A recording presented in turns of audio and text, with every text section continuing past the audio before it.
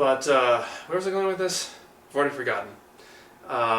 Yeah, okay, I played through it on my own, not without a strategy guide. I'd have it there just as a resource if I needed it, but I wouldn't just have it, have myself glued to it like I used to when I played these games as a kid.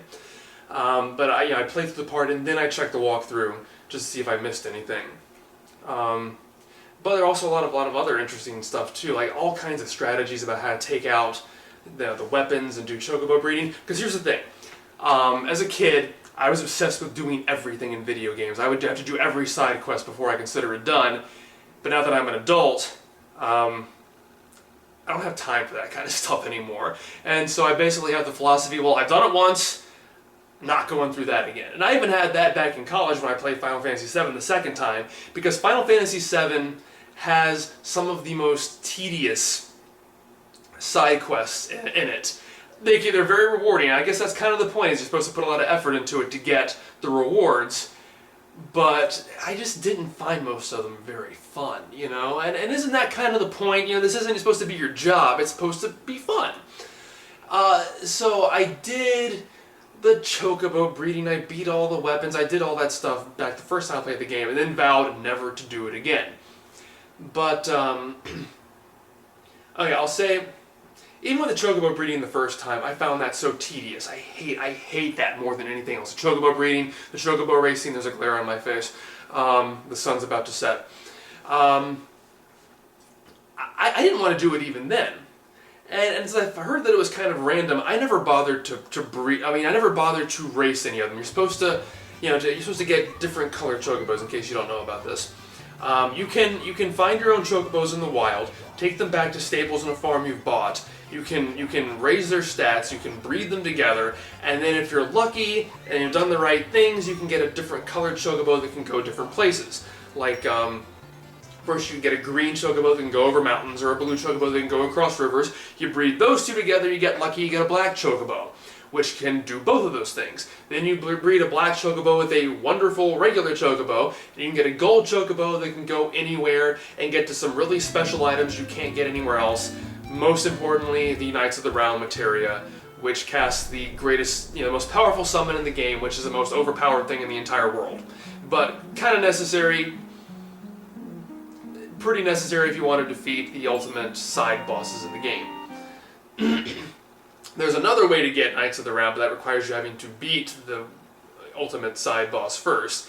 So, kind of had to go with that. But you're supposed to raise your chances if you build up their stats. And you build up their stats by taking them to the gold saucer and racing them. Win enough races, they increase in rank and blah, blah, blah, blah, blah. But it just seemed like there were so many chocobos you have to deal with, because you have your first two, you have the green and the blue one and the black one and the wonderful one and the... I didn't want to race this many flippin' chocobos. So I didn't. I just go in, breed them with the right type of green, and when it didn't work out, I hit the reset button, which on the computer would just hit Control-R, and I just do that over and over again, probably for hours, and God, it just blows my mind how much free time I had as a kid.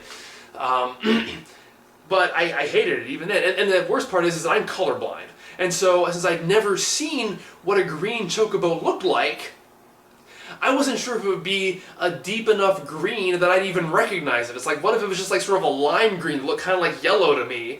And so I got one, only I didn't realize it and just reset the game. Turns out it is pretty like a deep forest green, pretty easy even for me to tell. But I just remember being terrified about that as a kid. But somehow finally after, days, weeks, who knows, just of resetting it over and over again, I finally managed to get the right breeding process down and got a gold chocobo, but I swore I would never ever do it again. And so the first time I played through on PlayStation, didn't even bother with that stuff, never used Knights of the Round, didn't care, I just didn't want to do it again. And that was the plan for this playthrough too. But then I found a video on YouTube, a step-by-step breakdown, a guide of how to get a gold chocobo on your first try, guaranteed. And it all comes down to, like I said, it was random. There's certain things that influence, how random it is, but ultimately there's a random number generator involved, and this person or these people figured out exactly how it works and exactly what you need to do to get into a position that the number's at the right place when you breed them. And honestly, the hardest part was finding the first two Chocobos, the great one and the good one, or the great one and wonderful one that I needed to start the cycle with, because that I couldn't manipulate that. It was just running back and forth on Chocobo tracks, hoping to get into the right battle with the right group of enemies. But once I did that, it was completely smooth sailing. It's like walk a number of steps, use this number of greens on your Chocobo, use the right nut, walk 3 steps, hard reset the game, and first try for every single one, and then I got a gold Chocobo. Did it all in an afternoon. It was fantastic, and I don't care if anybody says it's cheating. That is just, I don't think it is. I don't think it is. I'm sorry, I don't care what you say, I don't think it's cheating. Because it's random in the first place, I just know how to manipulate it properly. I'm not using a Game Shark to break into the code, I just know what to do. And I don't care. I don't care. I do not care. I am just happy that I got a gold Chocobo without having to waste my entire life on doing pointless crap. I don't care. I'm so happy I found this. I'm so flippin' happy. But so once I managed to get a gold Chocobo unexpectedly, I decided, well, I got Knights of the Round, maybe I will take on the weapons. And I did find strategies for these, I will admit that. H.C. Bailey and gave me a great one, and it's basically just spamming Knights of the Round. Spamming Knights of the Round and using mine. So the first time I did this, again, back in the year 2000, didn't have YouTube back then. I could just read things from the internet, the few walkthroughs that people had made up back then, and Emerald Weapon and Ruby Weapon were kicking my ass all over the place, and it was terrible. I don't remember which one I beat first, because they were just both so terrible for me. It might have been Emerald I beat last, because I do remember. I do remember what happened when I finally managed to beat Emerald Weapon. I was so excited, so vindicated after hours or days or however long that I'd spent on this thing, that once he finally died, I leapt up from the computer chair, screaming triumphantly. I turned around, I bent over, pulled down my pants, and just mooned the computer screen. That was the kind of reaction it had for me.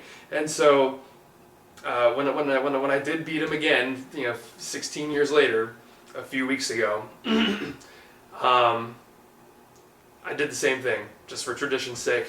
I did it. This time though I had my girlfriend in the room with me, and yeah, she's embarrassed to know me, but but yeah, it was Emerald. In this case, this playthrough, Emerald was definitely harder. Ruby was pretty simple. It took me a few tries with Emerald, because the way H.C. Bailey did it was a very specific setup, and it all depends on keeping Cloud alive for the first couple of turns. And okay, I admit this probably this might be considered cheating, although not as much as I used to do. I've always done the item duplication trick, and in the past that was to duplicate elixirs to do the magic pots in the final dungeon to get as many ability points and max out everything. I didn't do that this time. I did use item duplication to get a few more hero drinks. Actually, I think I might have maxed out hero drinks, but I only needed like 5 or 6 of them. I never used all of them. But the plan was, just like him, I used Cloud, Kate Sith, and Sid. What I never understood is that he has a move, Air Tam Storm, which is materia backwards, that does more damage the more materia you have equipped. So the idea was to have as few materia equipped on a character as possible. So it's Cloud only had the mine materia, because each materia you have on there does 1,111 damage. So if you only have one on there, it's not that big of a deal. So Cloud had Mime on him, Kate Sith had Underwater materia on him, which was only there to remove the time limit, and then Sid had Knights of the Round linked with HP Absorb. So the thing he had to do was to give Cloud like 4 hero drinks, then have Sid cast Knights of the Round, and then if Cloud survived long enough, he just mimes it over and over again. Then everybody else can die, it doesn't even matter anymore. Because every time Cloud casts Knights of the Round, it's going to heal him with HP Absorb and undo any damage that Emerald Weapon did, and the hero drinks will boost his stats enough that no attack of his will actually kill him. and then you just keep going for like 20 minutes until he's finally dead. And I recorded the whole thing, and I'm so happy about that. And then I just went straight from there into Ruby weapons, since you're supposed to only have one character equipped, so we can't use his Whirl Sand attack. And then, largely the same thing. I'd gotten the Master Summon materia through having beaten Emerald Weapon. This is like the Calm Traveler gives you that. And you have to W summon Hades and then Knights of the Round. With HP Absorb on one and W summon on the Master one, or vice versa, because then the effect carries over for both of them. Hades to cast Paralysis on him, because apparently he's weak to that, and then Knights of the Round to actually do the damage. And so that ended up being pretty simple too. That was a lot of fun. And it did make me think a lot about materia more than I used to. How much time do I have left on this hard drive? 15 minutes. I should probably wrap this up pretty soon. I don't really care for materia that much. To a certain extent I do. I like the customizability of it. I like that you can make any character anything you prefer. Although in general I prefer slightly more rigid character structures. Because this game, more than any other Final Fantasy, including 8, just feels like the characters were pretty much blank slates. That there's really no difference between them except for the limit breaks. And it was just a pain in the butt because of that. I mean, no, it was enjoyable. It's fun to mix and match certain things and figure out what are effective combinations, but it just means that your characters feel kind of like shells, because they basically are. They're just there to hold the materia for you and cast the commands.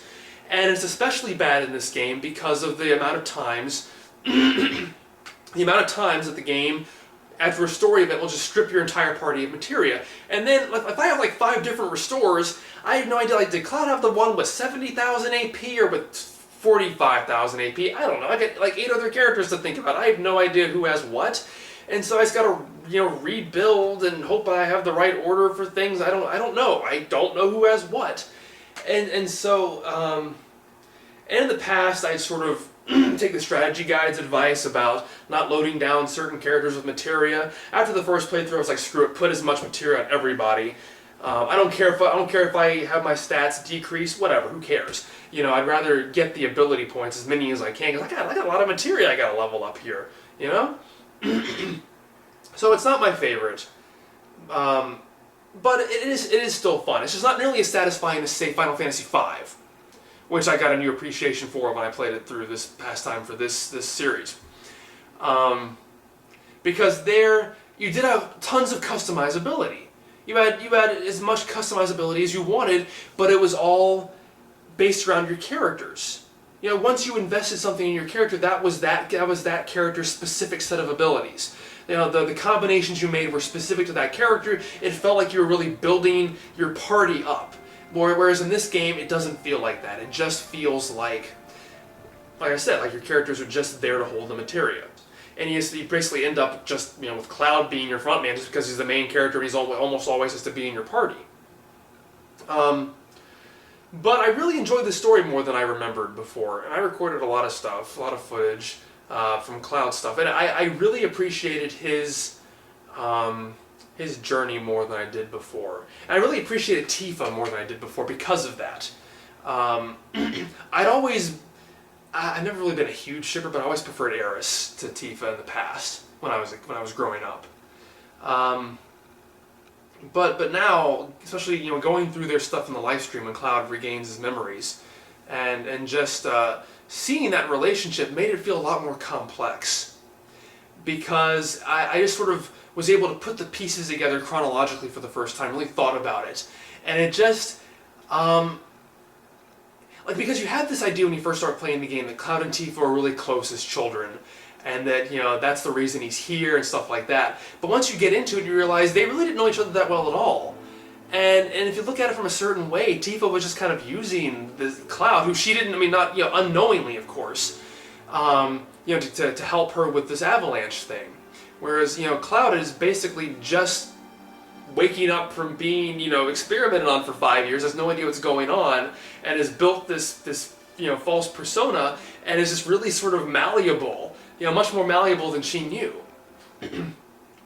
But seeing that stuff play out, and thinking about it from that perspective. And I really, it's one of the ones that sort of gets tossed aside because it's not one of the big life stream moments or Eris dies moments, or Sephiroth taunting Cloud moments. There's this small little flashback right after the event of the Northern Crater, I think, where Tifa stumbles into Cloud slumped over at the train station, and it's like she literally finds him the moment when he just gets to Midgar and just puts this identity together, and it's kind of creepy when you think about it that way.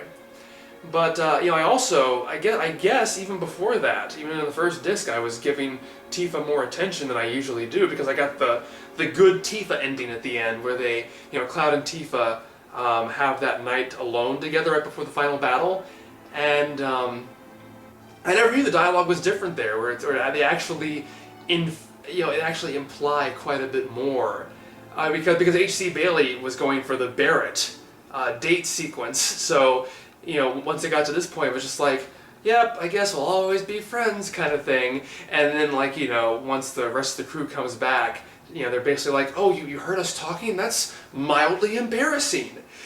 But what I got, because I guess I've been playing up Tifa quite a bit, was, oh yeah, they definitely slept together. And then once the rest of the guys come back, Tifa's like, oh my god, you saw us? I'm mortified! It was a completely different reaction. I was like, I'd never seen that before. And I think it works better. As much as I always preferred Eris in the past, I think Cloud and Tifa's story is much more important. So that was a lot of fun to actually play through that again, just to see that kind of stuff. I do have one more memory of this, and do I have time for this? Yeah, I do. I have enough time to record this. One thing I associate this game with, and this is kind of on a serious note, I remember about a year after I first started playing this game, one of my cousins had put together a music festival, and my older cousin was coming in from out of town to play guitar at it. And so my aunt and I, we came and picked him up from the airport, and he stayed with us, me and my mom, that night. And he's about 11 years, he's always been 11 years older than me. So at the time he was like 26, I guess, younger than I am now. And I thought he'd be so impressed with this game. It's all this cool story stuff. So I brought him into the computer room and I showed him the opening to the game. And they blow up the reactor and they're on the train. And Jesse is showing Cloud the stuff, the schematics. And I say to Josh, I go, these people are going to die later on. This is like a really impressive thing for a video game. Like he grew up with Atari, for crying out loud. This is like true video game storytelling. And he said, so you can't do anything about that? You can't stop them from dying? And suddenly I felt really embarrassed. I was like, I never really thought about it that way before. And it's like, it was kind of embarrassing. I was hoping to impress him, and he was thinking about it in terms of, well, this is a video game. Shouldn't you be in control of things that happen? And I'm like, no, this is a pre-scripted story. You have no control over anything whatsoever, And I felt really stupid all of a sudden. That's always stuck with me. I was 15 at the time. But what I remember about that as well is that, like I said, we picked him up from the airport. My aunt and I got to the airport, and we walked straight up to his gate, and we picked him up. He came right off the plane, walked out of the gate door, and we greeted him, and we left. Because this was August of 2001, and a month later, the entire world changed, and I would never be able to do something as simple as walk up to the gate, of an airplane again, and greet a family member. That just doesn't happen anymore. You can't go past security if you're not going to be on a plane. And it seems especially appropriate, because since this is a game that for you kind of are controlling terrorists. That's kind of a big plot point in the game. So I don't know. I always kind of associate this game with that memory, and the fact that it was tied into something so serious and somber, and sort of a complete paradigm shift in everybody's lives. So yeah, that's Final Fantasy VII. Hope you had a good time. I'm glad to end on such a high-spirited note about September 11th. But yeah, I had a really good time playing Final Fantasy VII this time. And I've already started on Final Fantasy VIII. I've been kind of busy getting ready for Dragon Ball Dissection December, which is going to happen again. My plans have had to kind of shift around because I've been busier than I thought. I was going to get another DVD out in November, but I kind of had to shift that back because I really want to make sure I make all my release dates for December. So once again, there will be a new Dragon Ball Dissection video every week for December. Hopefully nothing goes wrong. I have more information about what crazy technology stuff has been going on the past couple of months on my channel and why videos haven't been coming out the way I wanted them to with a lot of technical problems. But things are back to normal now just in time for the most wonderful time of the year. So thanks again for watching Final Fantasy Memories. I'll see you again for Final Fantasy VIII, which is the first Final Fantasy I've ever played, and I can't wait to talk about this one. Bye!